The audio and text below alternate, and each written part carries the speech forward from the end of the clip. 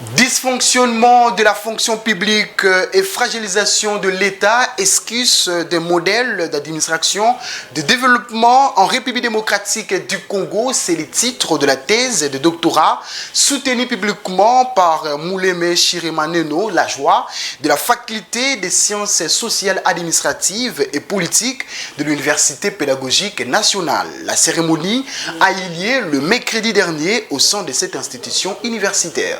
Georges Ndelumbu et Christian Tupamba pour les reportages. Le secrétaire général à la recherche de l'Université pédagogique nationale a reçu le dossier de M. Mouleme Chirimaneno Lajoie pour vérification de conformité avec la substance publicitaire des doctorats en sciences politiques administratives, spécialité sciences administratives.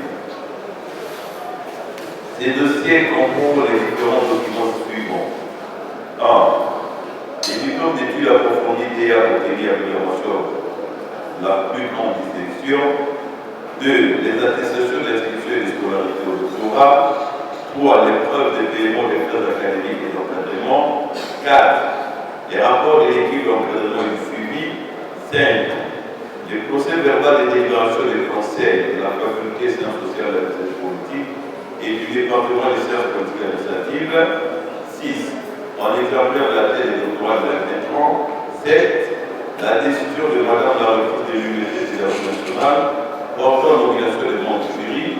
8. En fait, le compte publié par Madame la rectrice de l'Université pédagogique nationale convoquant la plénière des jurys et le public en date du 22 octobre 2025 avec un seul point à l'ordre du jour, à savoir la soutenance publique de la thèse de doctorat en sciences politiques et administratives de Mouleme Chirimaneno Lajoie. Ainsi, après l'examen minutieux de son dossier, pièce par pièce, le secrétaire général à la recherche de l'Université pédagogique nationale, qui a dans ses attributions le contrôle de la scolarité des examens et des diplômes, déclare au Sénat le dossier de M. Mouleme Chirimaneno Lajoie. Il est fils de Chirimaneno Balou Augustin et Chibachimba Francine. Il est né à Ouagadougou le 2 décembre 1994, territoire Ouagadougou, province du Sud-Kivu. Il est de nationalité congolaise. Il est marié à Madame Ombeni Bachi Julienne. Études faites. De 2001 à 2005, il a fait ses études primaires au complexe scolaire Boubolé 2 à Bukavu. En 2007, il a obtenu un certificat d'études primaires au complexe scolaire La Sagesse à Goma. En 2013, il a obtenu son diplôme d'État à l'Institut Métanoïa, ULPG à Goma.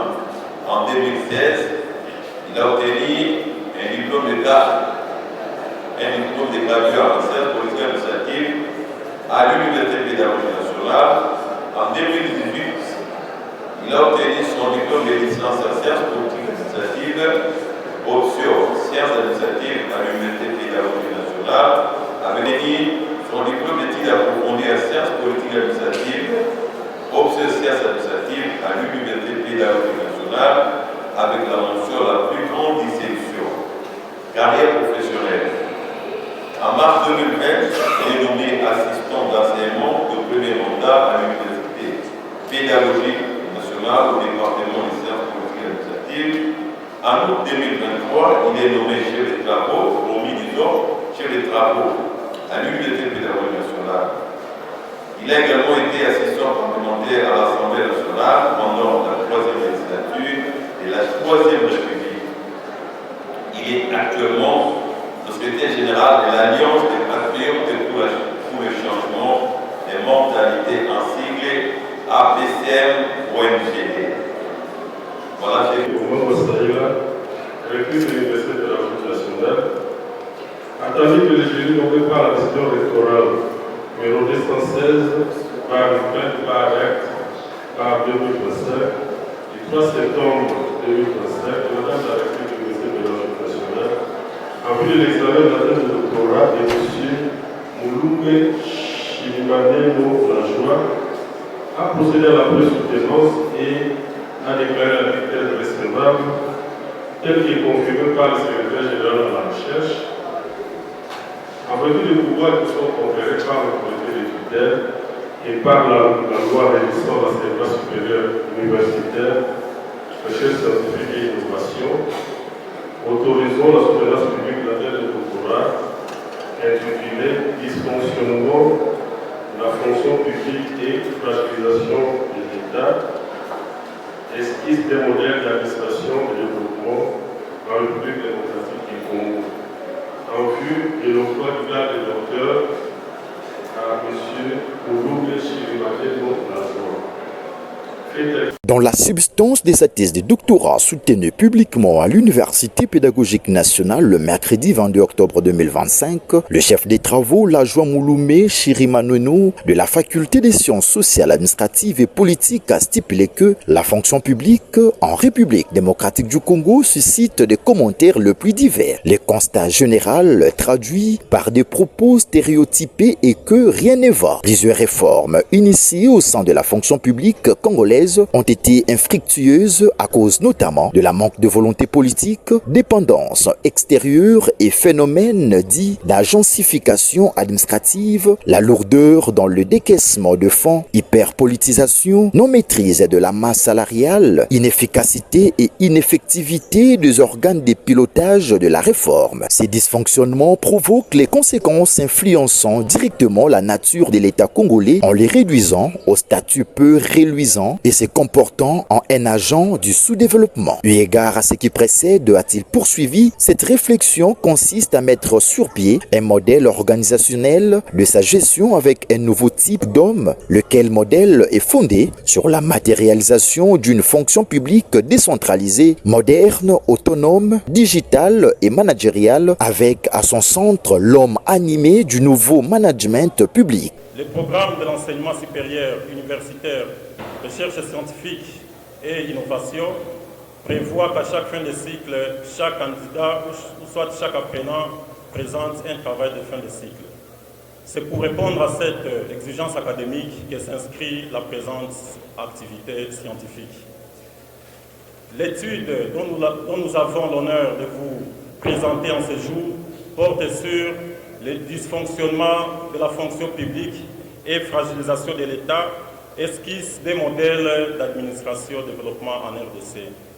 Nous aurions pu souhaiter évoluer avec le diapo, mais compte tenu des aléas techniques, nous allons juste faire de notre mieux pour présenter la quintessence de notre travail. Monsieur le Président du jury, messieurs les membres du jury, des raisons essentielles nous ont poussés à examiner sur cette problématique. Le choix de ce sujet n'est pas un fruit du hasard, mais il est le fruit d'une longue observation que nous avions faite à la fonction publique en particulier congolaise et de l'administration publique congolaise en général. À côté de ces deux objectifs, il y a eu des raisons essentielles qui nous ont motivés ou soit qui nous ont poussés à étudier cette problématique. La première raison est que la fonction publique, de manière générale, c'est une cheville ouvrière pour tout État qui se veut être développé. C'est-à-dire, ça, la fonction publique, on ne peut pas prétendre développer un État. La deuxième raison, qui est aussi la plus patente, est que la fonction publique mérite une attention soutenue, une attention tout azimut de la part des dirigeants afin qu'elle puisse accomplir pleinement ses objectifs. Monsieur le Président du jury, messieurs les membres du jury, notre question de départ dans cette étude consiste à savoir si la fonction publique de la République démocratique du Congo serait en dysfonctionnement récurrent. C'est ça notre question de départ.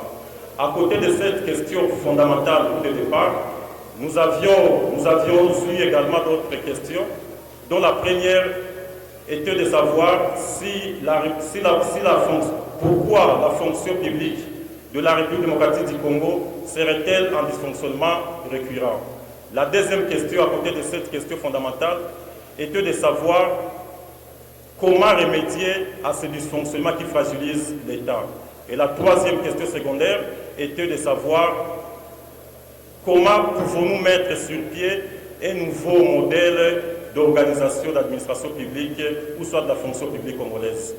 Monsieur le Président du jury, messieurs les membres du jury, comme tout ce travail scientifique, nous ne pouvons pas élaborer ce travail sans pour autant l'approprier à un cadre méthodologique de recherche. Par conséquent, dans le cadre de ce travail, nous avions recouru à la méthode dialectique matérialiste, appuyée par les approches historiques et les approches comparatives. Partant de la méthode matérialiste dialectique, ici, cette méthode ici nous a aidé à ce sens que la méthode matérialiste dialectique, elle est fondée sur deux théories. La première théorie, c'est ce qu'on appelle le matérialisme historique. La deuxième théorie, c'est ce que l'on appelle le matérialisme dialectique. Partant de la première théorie, le matérialisme historique consiste à mettre sur pied ce que l'on appelle l'infrastructure et la superstructure. L'infrastructure ici, la superstructure ici représente les différents moyens financiers.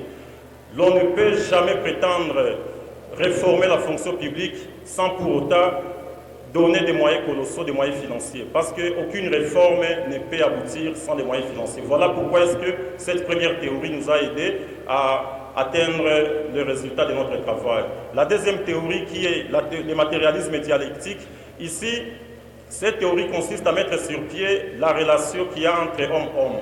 Et dans le cadre de ce travail ici, nous avions eu à démontrer les différentes relations qu'il y a entre, d'un côté, les gouvernants, c'est-à-dire les dirigeants de la fonction publique, de l'autre côté, les gouverneurs. Donc nous avions tenté de mettre sur pied cette relation qu'il y a entre les deux pôles.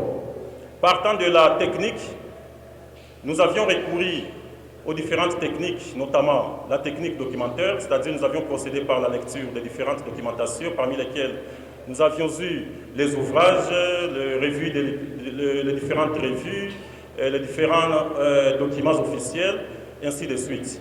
La deuxième technique que nous avions utilisée, c'est la technique d'entretien. Ici, nous avions procédé par les différents entretiens, puisque travailler sur la fonction publique sans pour autant descendre sur le terrain ne va pas aboutir à quelque chose. Nous avions sollicité une période de 30 jours en termes de stage que nous avions passé au niveau de la fonction publique pour nous imprégner directement de différentes réalités sur le terrain. Et là, nous avions eu à interviewer certains cadres, les directeurs, les chefs de bureau, mais aussi les agents. Indirect. Par cette technique ici, c'est vrai, nous sommes un corps scientifique, nous ne sommes pas régis directement par les statuts du 15 juillet 2016. Nous, en tant que corps scientifique, nous sommes régis par un statut particulier, mais quand même, on est régis par la fonction publique. Voilà pourquoi est-ce que nous avions estimé que, puisque nous sommes aussi régis par la fonction publique, nous pourrions également étudier ces dysfonctionnements de l'intérieur, c'est-à-dire, nous, comme fonctionnaires de l'État, nous avions eu à étudier ces dysfonctionnements de l'intérieur. Monsieur le président du jury, messieurs les membres du jury, je m'en vais directement vous donner l'économie, puisque l'État nous a imparti. Dysfonctionnement de la fonction publique et fragilisation de l'État. Telle est la thématique abordée dans notre étude. Ici, comme je venais de le dire tantôt, nous sommes partis d'une question de départ qui consistait à nous demander si réellement, ou soit si la fonction publique de la RDC était en dysfonctionnement récurrent. Et après avoir été sur le terrain, nous avions remarqué, cette hypothèse a été confirmée en ce sens que, réellement, la fonction publique de notre République démocratique du Congo, elle est en dysfonctionnement récurrent. Comment elle est en dysfonctionnement récurrent? Il y a des causes qui font en sorte que la fonction publique soit en dysfonctionnement récurrent. Les causes, nous les avions réparties en deux. D'un côté, nous avions parlé des causes dites des causes endogènes. De l'autre côté, nous avions mis sur pied des causes dites exogènes. Partant des premières causes, qui sont les causes endogènes, la fonction publique fait face à plusieurs raisons, ou soit plusieurs causes qui font en sorte qu'elles sont en dysfonctionnement. Nous avons premièrement ce qu'on appelle les causes liées à la gestion du personnel.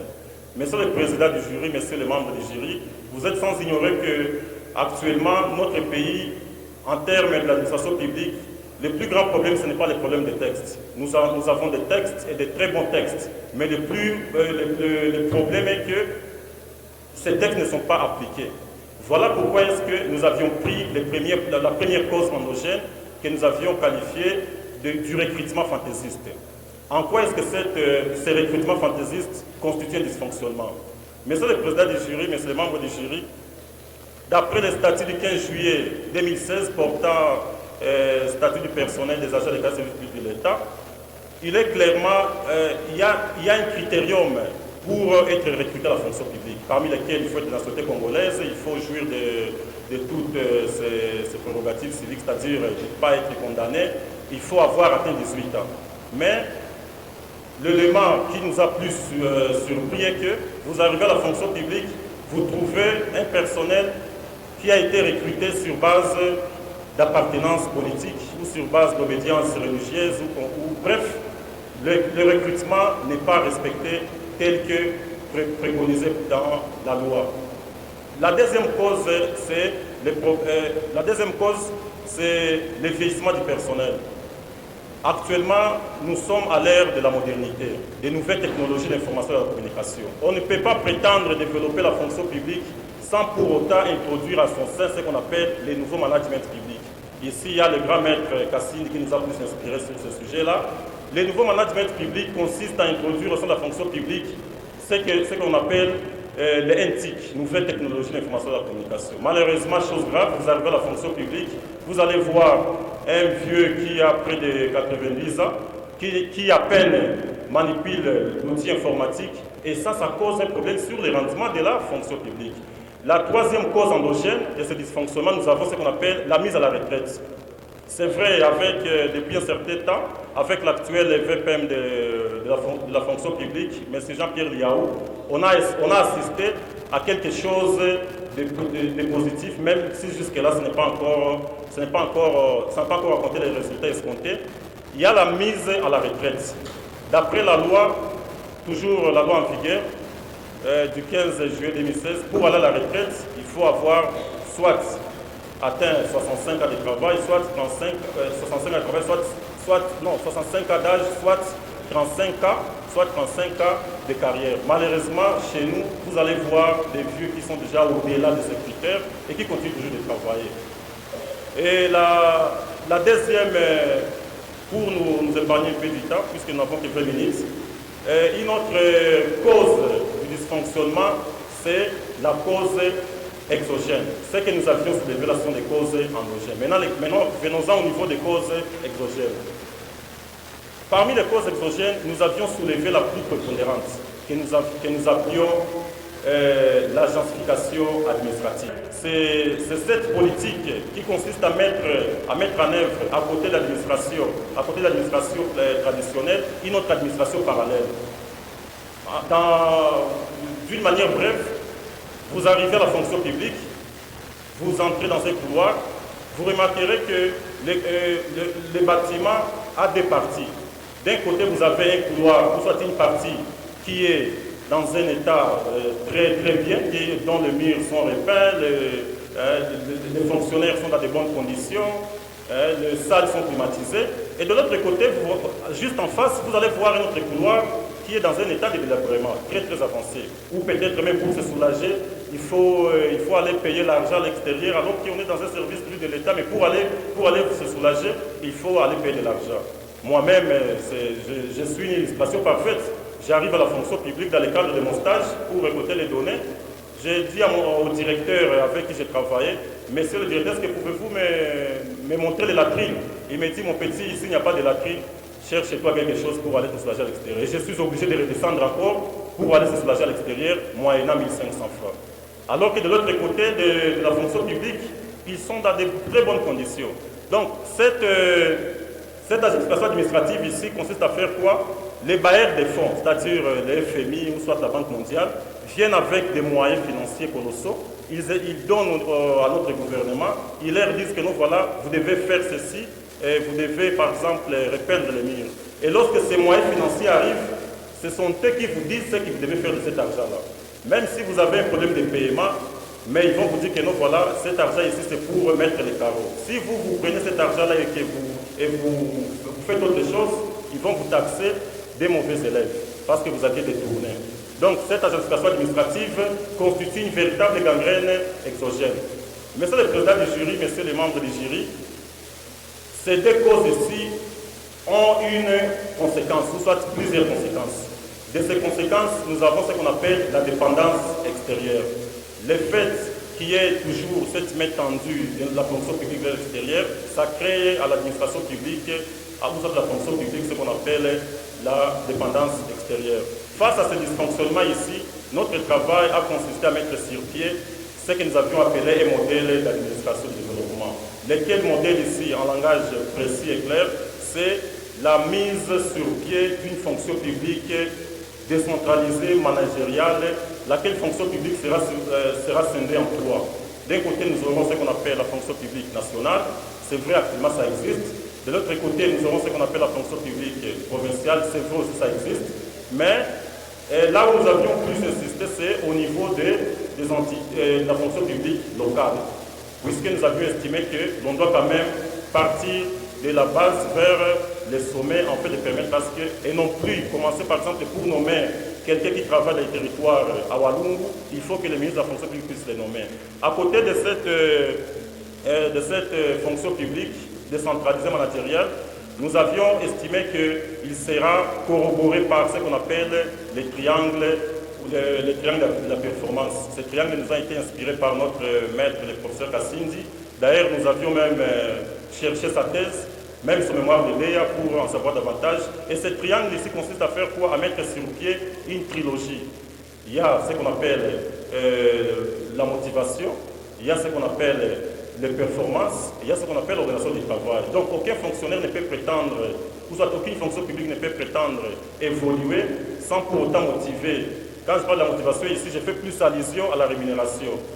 Donc, monsieur le président du jury, nous avions également ouvert, au travers de ce travail, puisque nous sommes qu'un chercheur, une autre vaste étendue de recherche qui consistera maintenant à mettre sur pied une politique administrative dans l'ensemble de l'État, puisque le problème, c'est un problème qui est sismique.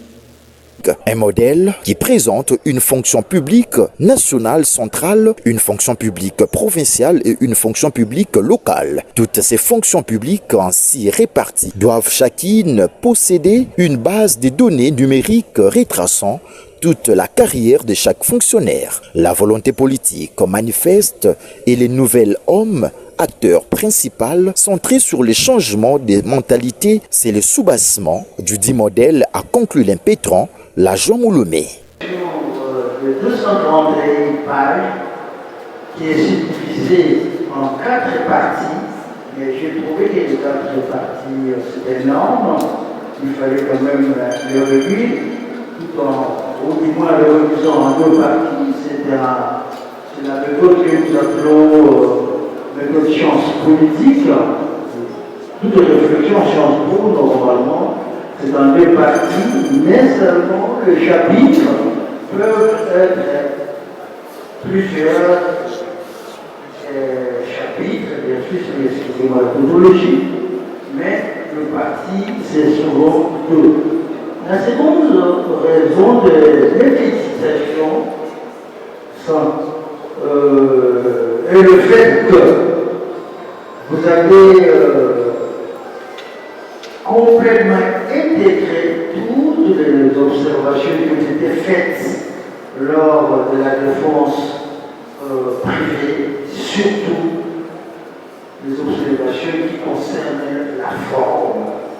Tout ça, ça a été pris en considération pour mes félicitations. Ça, c'est la toute première question. La seconde est la suivante. Alors, est-ce votre trilogie, j'ai dit bien trilogie, à la page 223,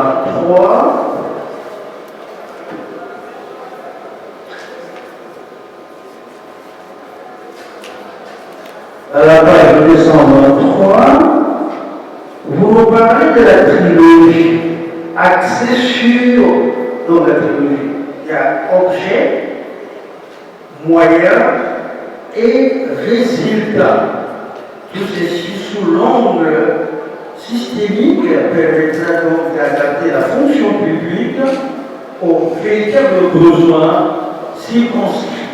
Alors, pensez-vous que cette trilogie-là, je me répète, peut-elle éradiquer les dysfonctionnements de la fonction publique RDCienne. Je préfère que vous me répondiez à cette dernière question et à ce moment-là, on va interagir. Parce que j'ai quelque chose à dire là-dessus. Voilà, monsieur. À vous la parole. Merci beaucoup, monsieur le président du jury, de la parole accordée. Merci beaucoup, cher maître, pour les observations et nous vous rassurons que nous en tiendrons compte.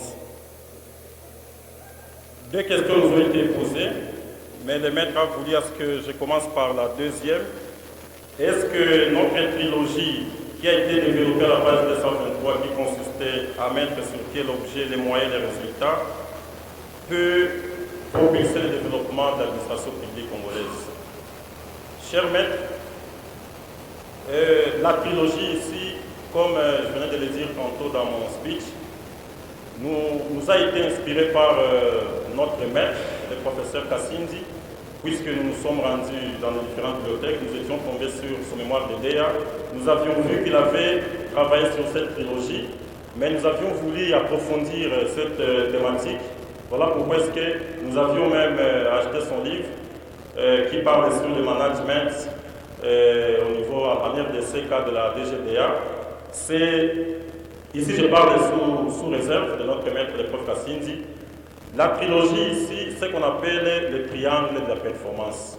Dans les triangles de la performance, nous avons trois objets, ou soit trois pôles. Nous avons ce qu'on appelle l'objet, nous avons ce qu'on appelle les moyens et les résultats. Ici, cette trilogie ici, elle est basée sur trois caractéristiques, ou soit trois principaux éléments. Le premier élément, c'est la performance. Le deuxième élément, c'est la motivation. Le troisième élément, c'est l'organisation. Quant à la question de savoir si cette trilogie peut propulser le développement, oui, mais c'est le professeur. La motivation, par exemple, ce sont les moyens financiers. Nous voyons qu'actuellement, chez nous, le fonctionnaire n'est pas bien payé. Il ne peut pas être motivé. Donc, le gouvernement est appelé à augmenter ou soit à revoir à la hausse en fait, les bonnes conditions. Bref, majorer le salaire du fonctionnaire pour qu'il soit motivé. Ça, c'est la motivation. La performance. Ici, la performance consiste à la formation. On ne peut pas prétendre avoir une fonction publique efficace sans pour autant former ses fonctionnaires. Et ça, c'est une véritable gangrène observant la fonction publique. Donc, les gouvernements ici, ou soit des autorités, sont appelés à mettre des séances de formation, de recyclage pour permettre à ce que les fonctionnaires, ou soit les personnes de la fonction publique, puissent travailler dans de bonnes conditions. Le troisième élément ici, c'est l'organisation du travail. On doit quand même être organisé. On ne peut pas travailler dans des coopératives, on ne peut pas travailler sans pour autant savoir que donc voilà, quelle personne est appelée à faire quel travail. Donc voilà un peu, Monsieur le Président, cette trilogie ici, bien sûr, elle peut permettre à ce que l'administration publique soit développée, puisqu'il y aura la performance des fonctionnaires, la motivation des fonctionnaires et l'organisation du travail. La première question, comment l'administration va-t-elle booster le développement en RDC? La réponse, c'est ici où j'ai compris pourquoi vous avez voulu que je commence par la deuxième question, parce que la réponse à la deuxième question, c'est la réponse à la première question. Puisque l'administration publique, une fois qu'elle sera axée sur cette trilogie-là, automatiquement le développement viendra de soi. J'ai dit maître. De la République démocratique du Congo est-elle en dysfonctionnement récurrent?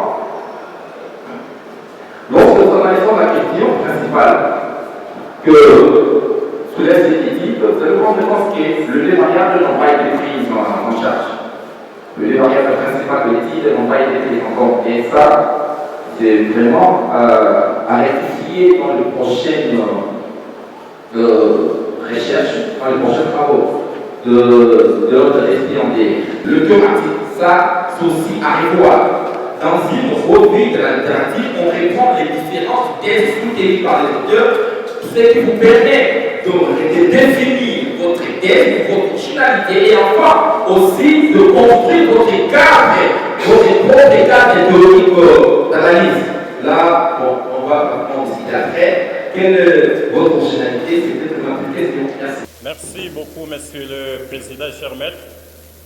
Et merci pour toutes les observations, cher maître, prof Yeni.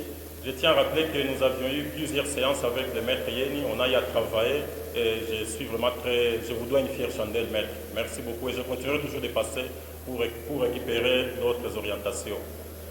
La première question, en fait la question qui nous a été posée par le maître, quelle est la thèse de notre thèse?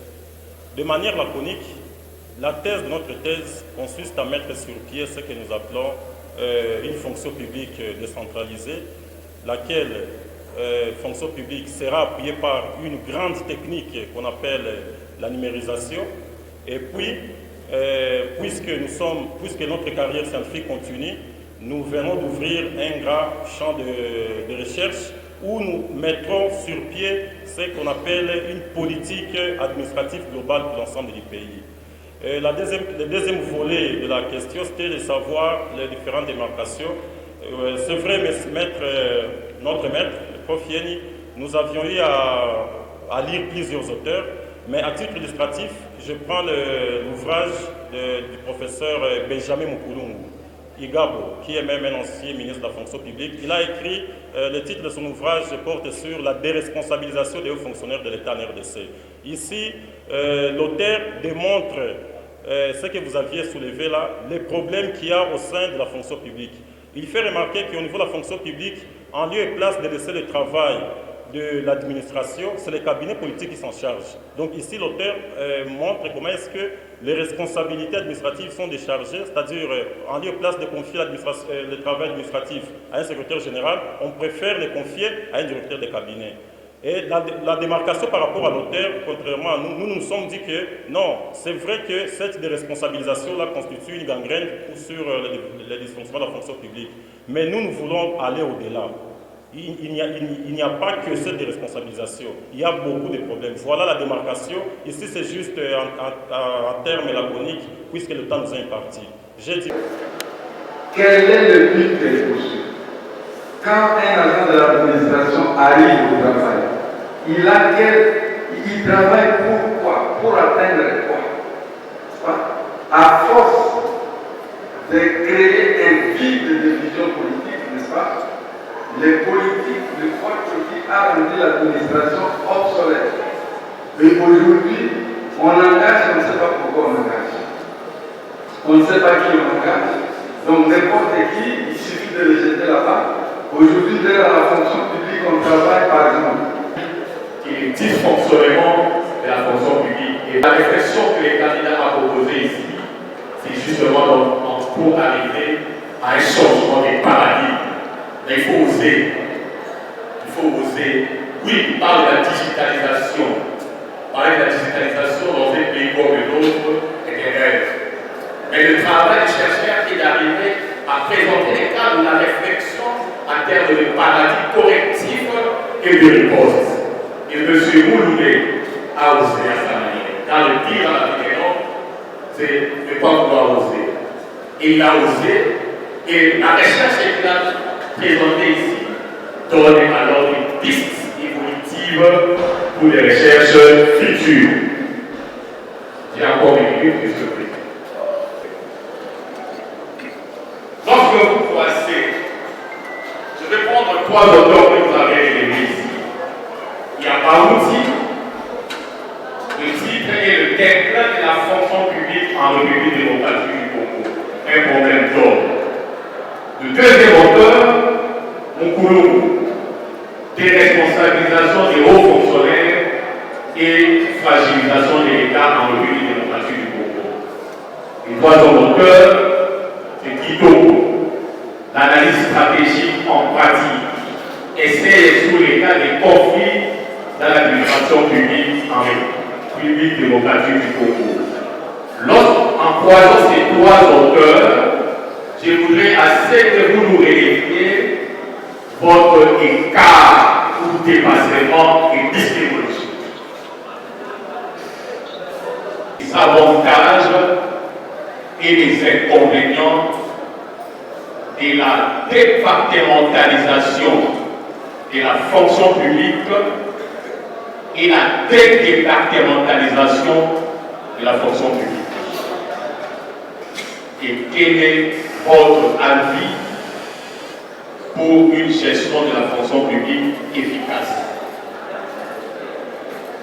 Enfin, je vais vous aider parce que je vois ici qu'il y a Il faut savoir quelle a été notre démarcation entre M. Théo Barouti, Kitoko Devos et Benjamin Mukulungu. Chers maîtres, tous ces trois auteurs, nous les avions lus. Et nous les avions lus de manière générale.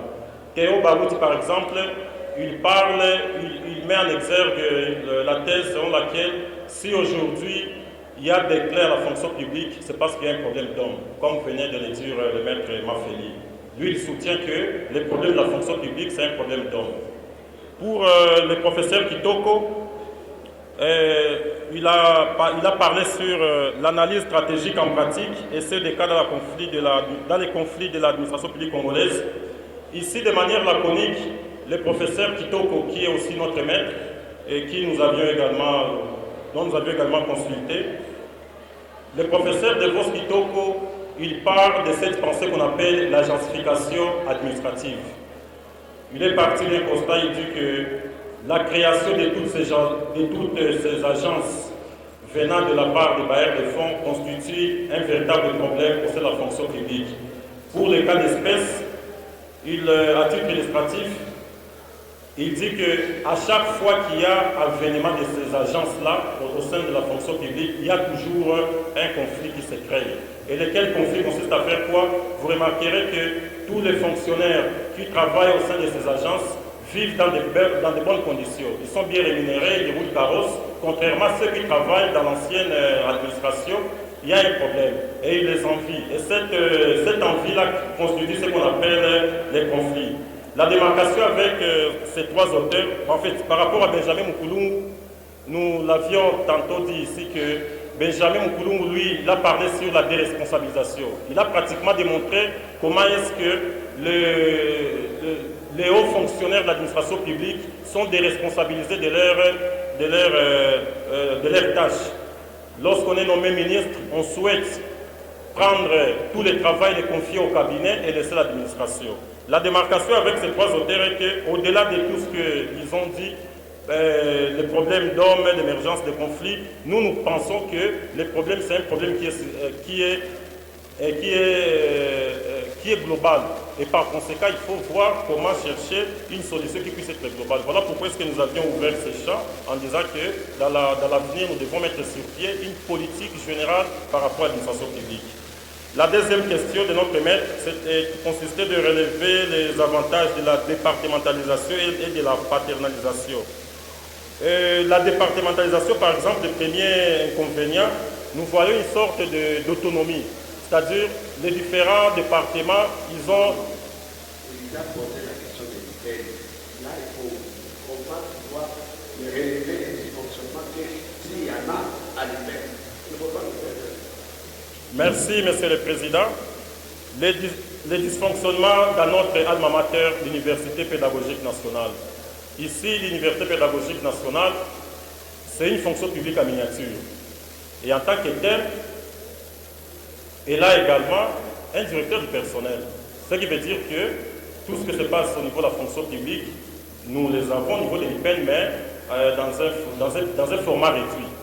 Maintenant, sur un dysfonctionnement, par honnêteté scientifique, nous avions dit que nous avions recouru à la technique d'observation indirecte. C'est parce que nous sommes membres, en fait, nous faisons partie de l'IPEN. Et nous avions jugé l'IPEN de l'intérieur. Effectivement, monsieur le professeur, il y a un dysfonctionnement dans certains secteurs, je ne parle pas de tous les secteurs, dans certains secteurs, puisque partout, même aux États-Unis, il y a des problèmes. Au niveau de notre université, il y a aussi des problèmes dans certains secteurs, pas tous les secteurs. Parce qu'il n'y a jamais eu une société qui puisse être bonne. Voilà un peu, cher maître, ce que j'avais à dire. Merci. Administrative en République démocratique du Congo. Mais cette décentralisation n'a jamais été effective. Pourquoi le professeur Mafeli l'a dit ici, c'est l'homme qui est responsable. C'est l'homme qui est responsable. Il nous faut un homme nouveau qui incarne de bonnes manières,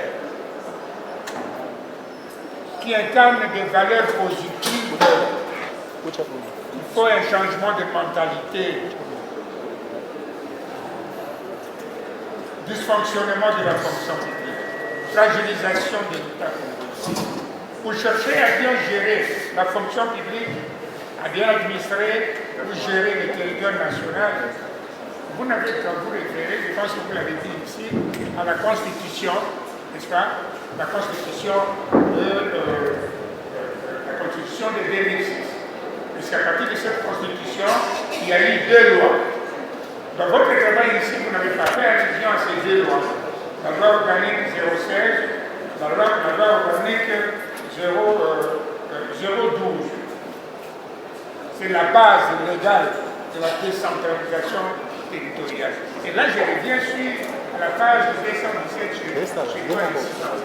Là où tu parles de l'explication schématisée et succincte de votre réflexion. Fonction publique. Alors, dans le schéma, il dit administration publique. Il y a la fonction publique nationale, fonction publique provinciale, fonction publique des entités territoriales décentralisées. J'aurais souhaité, moi, au lieu de parler ici de l'administration publique, il fallait plutôt parler de la fonction publique. Puisque si bas de cette fonction publique, au centre là, vous avez les 3 fonctions publiques. Et on en a parlé. Il y a des textes là-dessus. Mais on n'a jamais appliqué. On n'a jamais appliqué. C'est l'homme qui est là. Je pense que j'ai toujours dit, si réellement on appliquait les textes de la décentralisation, on serait vraiment très avancé. Mais l'homme congolais ne le fait pas.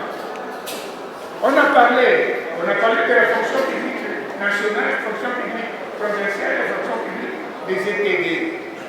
Mais l'homme congolais ne veut pas de ça. Il ne veut pas de ça.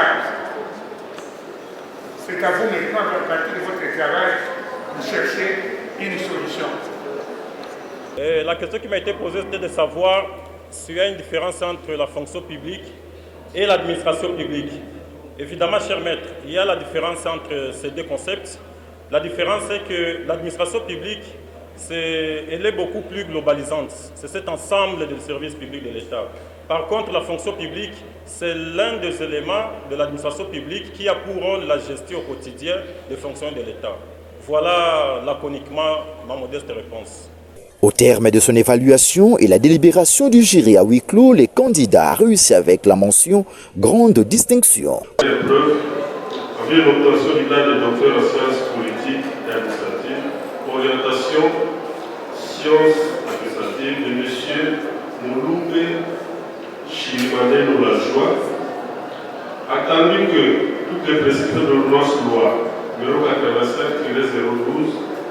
du 29 mars 1985, telle qu'est modifiée à ce jour, relative à la formation des grades académiques, ont été respectées, conférant au candidat précité du grade de docteur en sciences politiques et administratives, orientation sciences administratives. Ce candidat a la jouissance de tous les droits attachés au grade académique.